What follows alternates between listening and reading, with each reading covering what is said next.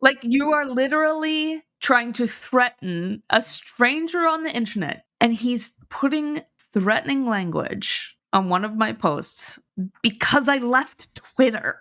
Get a grip, buddy. Gonna pick out a few. Grab a smick or a clue. The trolls are out in full force.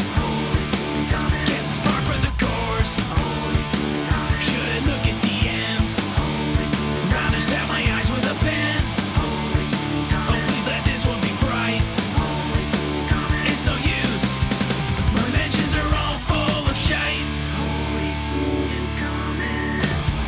Hello, Holy Comments listeners. Did you know that you can get an extended and unedited version of this episode on Patreon? It includes 2 to 4 more comment reviews than you'll hear in this episode. Hit the link in the description to watch that. Janice Selby has also just released her new book, Divorcing Religion, a memoir and survival handbook. This is a must-read if you've left religion. Find the link to this book in the description. Welcome to Holy F***ing Comments. This is the New Year's edition. Of course, we are going to be putting this up on New Year's Adam, which is the day before New Year's Eve. This is the podcast where it is Judgment Day for holy trolls. It is a reckoning for the self-righteous and a sentencing for the sanctimonious. This is the podcast where we review the unhinged comments that we get as atheist women on the internet. This is my lovely co-host, Janice Selby. How are you doing, Janice? Hello, everyone. I am very excited for the brand new year coming our way. Me too. Do you have any resolutions? Well, I can tell you what I'm not going to do. I'm not going to aim to lose weight because I've tried that over and over again. It always finds me. So I think I'm really going to just try and savor each day. And, you know, I was able to publish my book this year. So who knows what's coming next year? Maybe I'll do some stand-up comedy. There'll be information in the description for how you can buy that book. And I highly suggest that you do. I don't really have any resolutions except maybe this is the year I get organized. I don't know. You're not going to give religion a try this year? I tried this year. Look at this. This is you've seen this, Janice. This is my holy Bible. That's your Bible. I recognize that. This is what they call a bujo. So I did actually manage to get a little bit more organized this year. And hopefully we can take it to the next level in 2025. Here is hoping. But it has taken me 47 years to get even just basically organized. So. And are you going to tell people what a bujo is? A bujo is a bullet journal. And if you want to know how it works, just search YouTube for bullet journaling and look for like a guide. But it helped me very much. And you get to like decorate it any which way you want. I have lots of space stickers and stuff like that. Oh, nice. Yeah, it's fun. That's my resolution. And then, of course, we can also set a resolution to collect more smicks. Well, Lord knows we need them. We do. We really need to get a clue. So, and for those of you who might just be tuning in for the first time, a smick comes from the reason, the number one comment, which was the reason for this podcast to exist. It was the greatest comment of all time posted on my YouTube channel. And it read, "There are a million smicks in a clue. You don't even have a smick." And I don't remember what video it was posted on. I don't even have a screenshot of it anymore, but it has become common vernacular in our household. And I just think it's the best comment in the whole world. We're waiting on smicks, people. Yeah. So we rate our comments in this podcast out of 5 smicks in the hopes that one day we will collect enough smicks to get a clue. Still waiting. With that in mind, should we check out the first comment? Let's go for it. Just another safe space echo chamber for crazy leftists that don't like anyone challenging their beliefs. Stay safe, sweetheart. Sweetheart? This was posted on something that was critical of Twitter. I will not call it the other name. And yeah, this is the pretty common response from, these right-wing trolls who just don't seem to be handling it very well, that we're all leaving Twitter. Wow. Yeah, I don't know. It's hard for me to get past being called sweetheart by someone you don't know. That's Yes. just, I mean, you are sweet, but how do they know? The other thing that kind of got to me is the fact that "stay safe, sweetheart" is like a veiled threat. Like you Yeah. are literally trying to threaten a stranger on the internet. Like he's never commented on anything else of mine before. I didn't know he existed, nothing. And he's putting threatening language on one of my posts because I left Twitter. Like, get a grip, buddy. That's not cool, troll.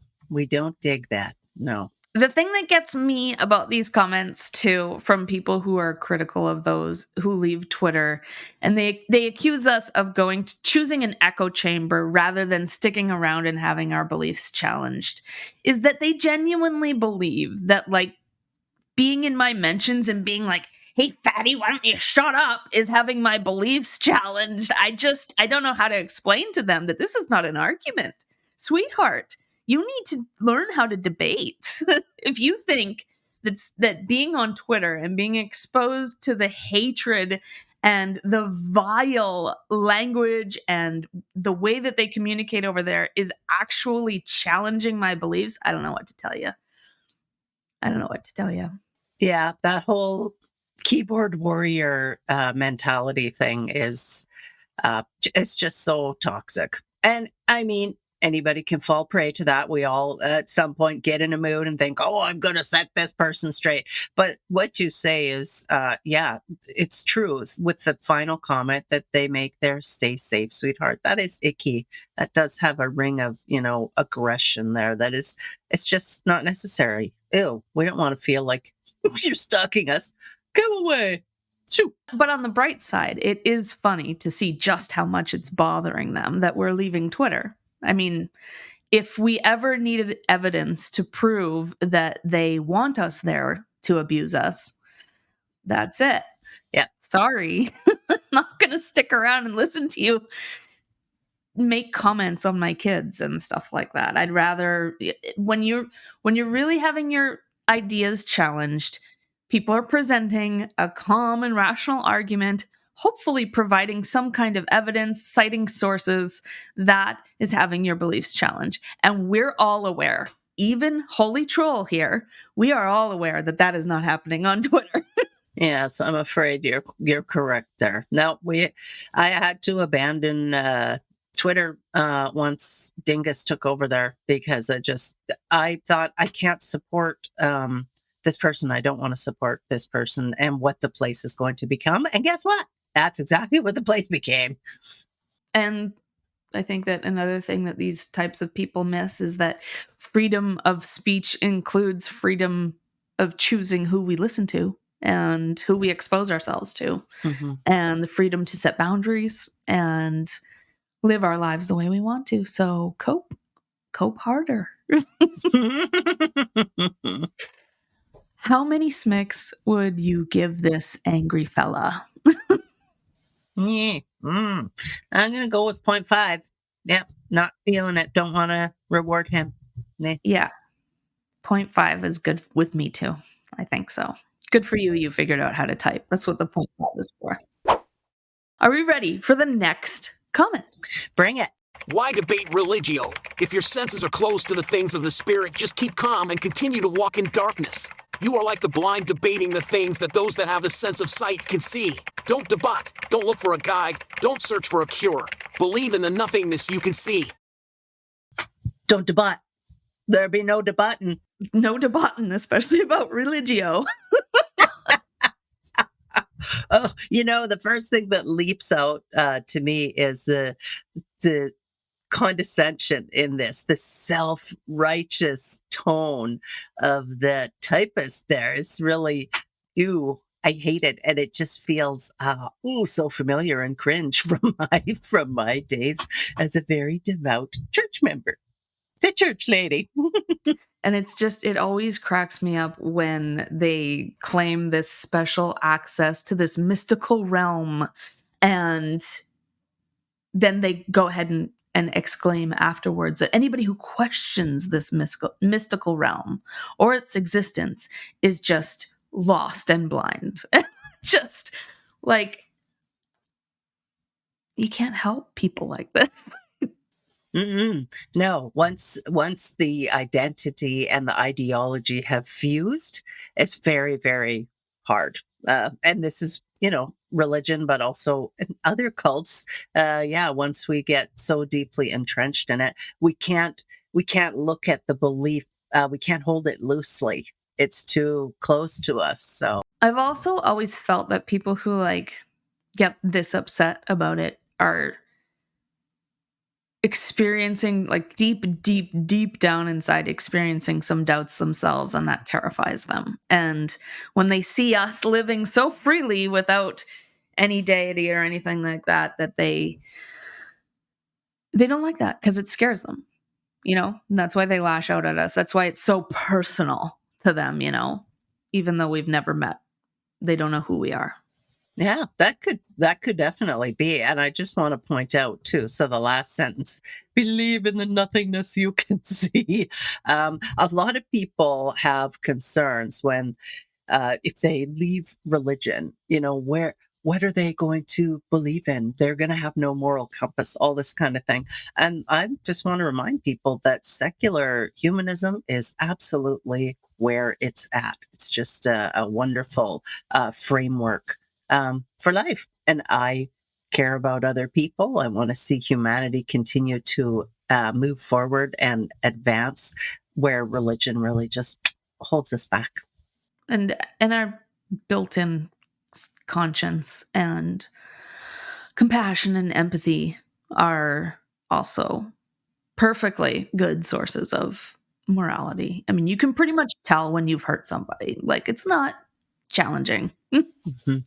Men believe in the nothingness you can see. That's always bothered me because they're insinuating that everything outside of God is nothing. And like, my family is not nothing.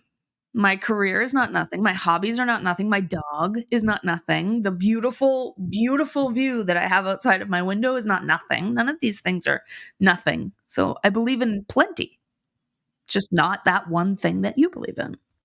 So, how many smicks do you think that this holy troll deserves? Well, I feel like they put a little bit more effort in than the last one. So with this one, I'm going to go up to one. Okay. I might give this one two because I got a big crack out of religio and debate. Oh, that. I love the fact that they get so mad that they don't even realize that they're like posting typos. So, yeah, two for me.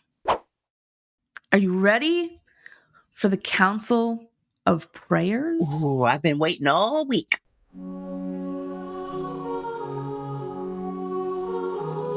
So, the Council of Prayers, not to be confused with Council of Prayers, Council of Prayers is where we talk about the people who are praying for us. And I think we've got quite the collection these days. So, how is it working out for you, Janice? Has anything good happened in your life? This week has been kind of a tough week. Don't really think. I think they need to pray harder for me. Well, my daughter came home from as far away in the country as one can go. She finally came home, so we had a good week. So maybe these prayers are working for us. You got them. They didn't give them to me. Yeah, still no money though. I keep asking for them to pray for them to send me money, and there's no increase in my financial situation. So pray harder on that. But we do have a new inductee into the Council of Prayers. Do you want to hear what they said for us? Yes, please. It's sad to see someone so lost and blind to the truth of God's love. Denying him doesn't make him any less real. It just makes your life emptier. I'll pray for you to find his light before it's too late. God bless. God bless you and your empty life, Courtney. Yeah. I love how they get so angry. Just, I'll pray for you.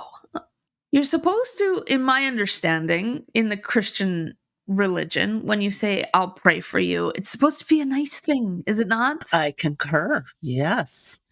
So Yes. why be so angry? I don't understand. It doesn't really come across that you're being thoughtful and caring. It comes across more that you're mad at us because we don't share your exact worldview. One of the things that actually led to the estrangement, here's some drama for us. The estrangement between me and my dad was when he told me that he regularly prayed for all manner of calamity to befall me and my siblings, anything that would bring us back to our knees in repentance so that we would turn back to Jesus. So then I was like, okay, if you're praying for nasty things to happen to me, I guess I don't really need to keep interacting with you. But yeah, people get on that tangent, and people really truly believe. Like this person, I'm guessing it's a she, but I don't know. But is this person saying denying him doesn't make him any less real? Neither does praising him. Neither does praying to him. Like, oh boy. And denying him insinuates that we know he's there. We're just saying, stay away. It's just, I don't believe he's there at all. So, am I denying him? I don't think so. And for me, because I grew up in a very religious home, and then I was extremely religious myself, obnoxiously so. Even after I stopped really believing that the Bible was true, it took me years to actually say to another person, I don't believe in God. I don't think God is real, because there's such a fear in the Bible. It talks about you're never supposed to deny God or deny the Holy Spirit, or he will deny you. And so even though I had come to the point where intellectually I was like, yeah, this doesn't track. I don't think there is actually a God out there. I still had the fear inside me. So it's a real struggle that a lot of people go through. Yeah, religious trauma. You got it. Which, interestingly, Janice is an expert in, and if you need help with it, you should go check out our website. Divorcingreligion.com. Yes, but it's sad. I don't know. I just find these comments very sad, and they sound very lonely too. And I don't know, man. Life is just better when you're not looking for those things, but they are praying for us. So our lives should, in theory, get progressively better, especially since this is one of a few that we have in our council of prayers now. And it would really be even more meaningful if they would make an enclosure, if they would send some money along with their prayer. That way, I'm sure God would hear it. Yes. And it's just like prosperity gospel. It's going to come right back to you. Okay. Not really. I don't want to stoop to that level. Thank you very much for praying for us. That's the Council of Prayers.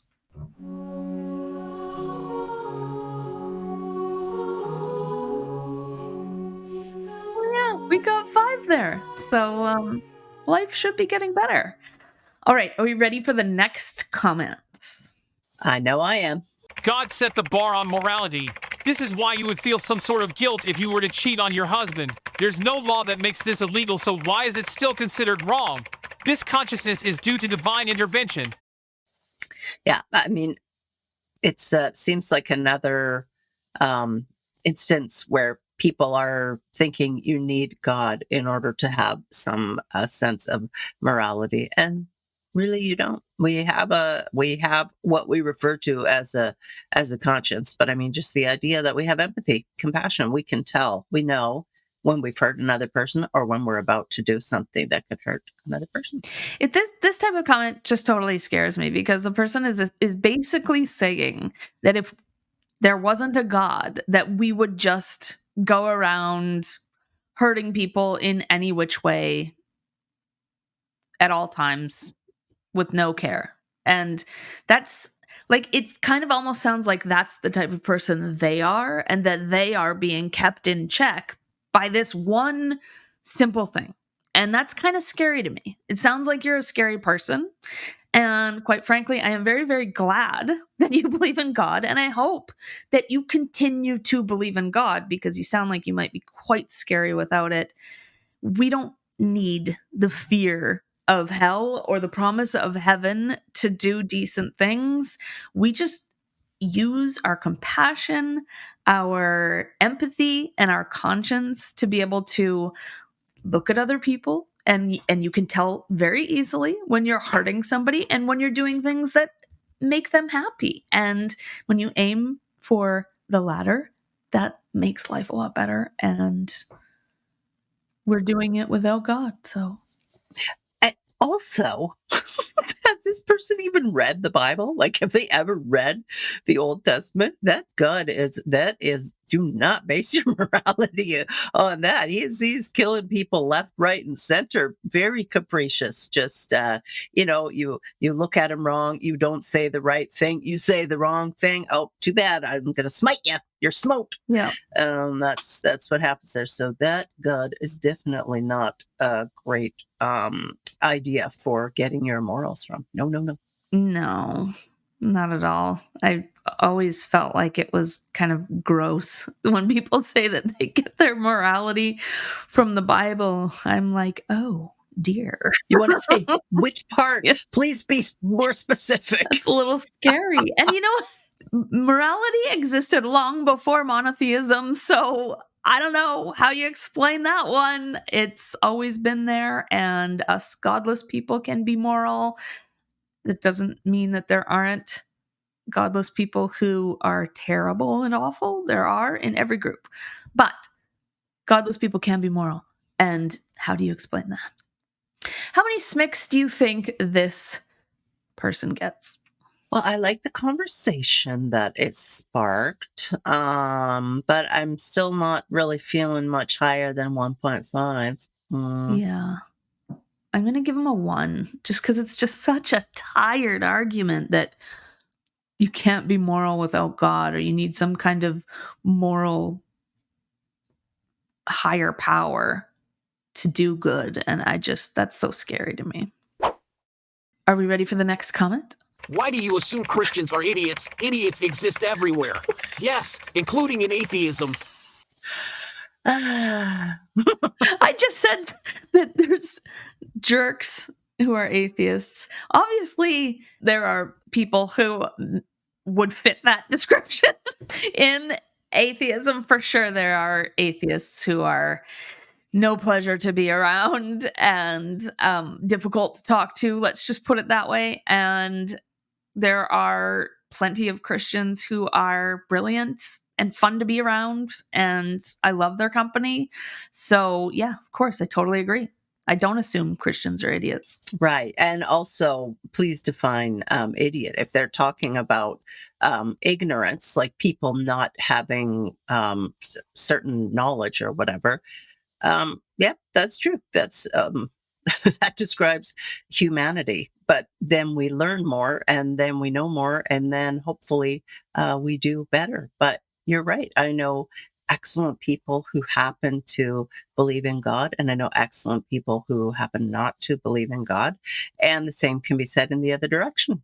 Absolutely. And that goes for all belief systems, except I can confidently say that all red hats are assholes.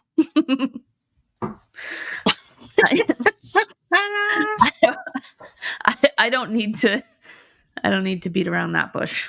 They are all assholes. They're definitely indoctrinated. But I do agree with this comment, except for the part where they are saying that I assume Christians are idiots, because I don't. But the rest of it, I totally agree with. And so I think I'm going to give this a 2.5 smicks. Ooh, that's a lot of smicks. I think I might give it 2. But did you ever hear the joke about you know, IT departments in offices, and they're forever being called to the different desks, and they're all the person has to do is turn it off and on again, whatever, this sort of thing. And the guy wrote down the person who'd had the problem, and then turned it off and on again, and it worked again. And the IT guy said, "Well, I'm gonna write down your problem for you, and then you can just keep it handy so you remember." And he wrote down ID and then the number 10T. ID 10T. And the guy's like, "It's an ID 10T problem." The guy said, "Yep, you'll get it eventually." Of course, that just spells idiot when you look at it that way. But I have never forgotten that. I thought it was so funny.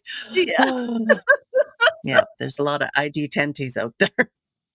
That's a good one. I've heard a lot of those IT jokes, and they're hilarious. Are we ready for the next comment? Evolution has been proven to be wrong. Even Darwin said it was not possible. Wow. Are we living on the same planet? I'm not sure. Was it a different Darwin? Was it Darwin's brother? Maybe he's talking about the city Darwin in Australia. I don't know. But yeah, evolution is one of the most robust scientific theories backed by mountains upon mountains upon mountains of evidence that continue to stack up today, that includes observing changes in species. And I think whenever the topic of evolution comes up with believers, I think that what they are referring to as evolution is not what actual evolution is. Evolution addresses the diversity of life on planet Earth and how it became so diverse. It doesn't explain the origin of life. That would be abiogenesis. So evolution, it's very important to understand that it is literally about slow change in biological populations over time. And that has been observed, and it can be observed when you have a baby. You can see that they are not precisely the same as you. They're different. Yeah, I agree with all those things that you just said. Yeah, this is, but I also remember how triggering the idea and the word even of evolution was for me when I was a devout believer, because I felt it was directly contradicted God's word and the idea of everything was made in 6 days and on the seventh day he rested. I don't know what that's like, but I just have always we were taught evolution in school in Canada pretty young. We started learning about the stuff. And so it's always been reality for me. The other thing, too, is that I think it needs to be pointed out that you can still have a belief in God and understand evolution at the same time and accept that it's real. You know, there's lots of people out there who believe that God was the force that set evolution in motion. You know what I Right. mean? Mhm. I don't personally believe that, and I don't think there's any evidence to believe that. But you do not need to give up your belief in God to accept that evolution is real. And evolution has not been proven to be wrong. How are you going to prove that? And Darwin did not say it was not possible. Darwin was critical of his own work, as all decent scientists are. Be wary of the scientists who say they are always right, because that is not scientific. Definitely agreed. And I know one other thing that some Christians like to do is to say people had deathbed conversion experiences. And probably, they probably throw Darwin in there. I don't know. I haven't read anything about the end of his life. I don't know what happened, but I do know that is a popular fabrication that some people like to make. And even so, it doesn't matter. That doesn't make it true or not true. Yeah, it doesn't have any reflection on whether or not evolution is true if Darwin ends up believing in God.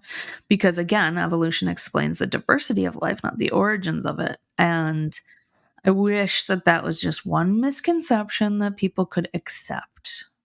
Maybe one day. But this comment made me giggle out loud. I'm going to give this one 2.5 because it really made me giggle. I like that. You're more generous than me. I'll give it 2. But yes, there was a giggle. Well, that was the last comment, Janice, which means that now on New Year's Adam, I keep getting mixed up between Adam and Eve. On New Year's Adam, we got to go get prepared for New Year's Eve. So much fun. I'm ready. Yes, I'm ready for a new year, although it might be a little bit scary. We'll see what happens. Buckle up. How can people find you, Janice? Oh, they can go to my amazing website, divorcingreligion.com, and they can find me on social media, also as divorcingreligion.com. And they might be very interested in my upcoming conference happening in Seattle in May of 2025. It's the Shameless Sexuality Life After Purity Culture Conference. And people, you can learn more by going to shamelesssexuality.org. You know what org is short for. It'll be in the description, so you can just click it. But it's going to be a sizzlingly spicy conference. So if I were you, I'd be there. Yes. And you can find me at Godless Mom usually at Godless_Mom, except for Facebook, which is Godless Mom, on all platforms. You can also check out our extras, behind the scenes extras on Patreon and as a member on Facebook. So links to that will be down below as well. We post a lot of extras on Patreon. So it is worth your time. And we're pretty freaking hilarious, so. We do have fun. All right. Well, we will see you in the new year. Happy New Year, everybody. All right. See you next year. Bye.